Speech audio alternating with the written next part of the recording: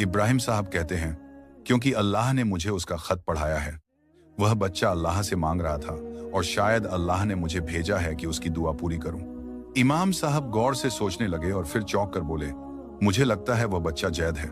इब्राहिम साहब की आंखों में खुशी और बेचैनी का मिला जुला जज्बा आ गया। मुझे तुरंत जैद से मिलवाइए। इमाम साहब बोले, जैद एक बहुत ही मासूम और गरीब बच्चा है, मगर आज वह मदरसे नहीं आया। इब्राहिम साहब हैरान होकर बोले, मदरसे नहीं आया मगर क्यों?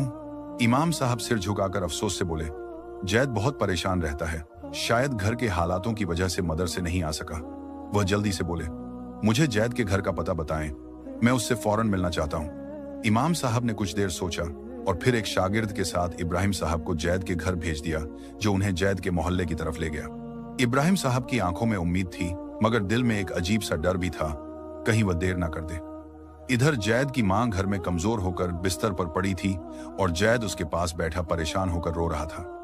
जैद ने अपनी मां के शरीर को छुआ तो उसका शरीर जल रहा था, वह बुखार में तप रही थी। जैद घबरा कर कहने लगा, मां उठो, पानी पियो। मां मुश्किल से आंखें खोलकर बोली, बेटा मेरे लिए फिक्र मत कर, अल्लाह देख रहा है। जैद का दिल कांप गया। वह जल्दी से बाहर भागा ताकि किसी से मदद ले सके, लेकिन मोहल्ले में कोई भी उसकी मदद करने को तैयार नहीं था। जैद एक एक दरवाजे पर दस्तक देने लगा, क्या कोई मेरी मांग के लिए दवाई ला सकता है? मगर सब बहाने बनाने लगे, हमारे भी हालात अच्छे नहीं हैं, यह रमजान का महीना है, हमें खुद सहरी का इंतजाम करना है। जैद बेबसी से एक दीवार के पास बैठ गया, आंखों में आंसू थे। जैद सोचने लगा, अगर कोई नहीं सुन रहा तो मैं मस्जिद जाकर दुआ करूंगा। वह मस्जिद की तरफ दौड़ने लगा, मगर जब वह वहां पहुंचा तो उसे एक झटका लगा। मस्जिद के दरवाजे पर जैद खड़ा था और अंदर इब्राहिम साहब जैद को ढूंढने आए हुए थे।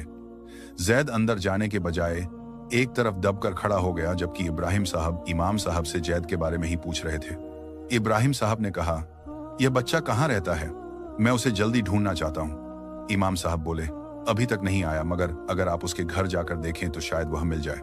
जैद मस्जिद के दरवाजे पर कुछ देर रुककर अल्लाह से दिल में दुआ कर रहा था, या अल्लाह, अगर आज भी मदद नहीं आई तो शायद मैं हार गया।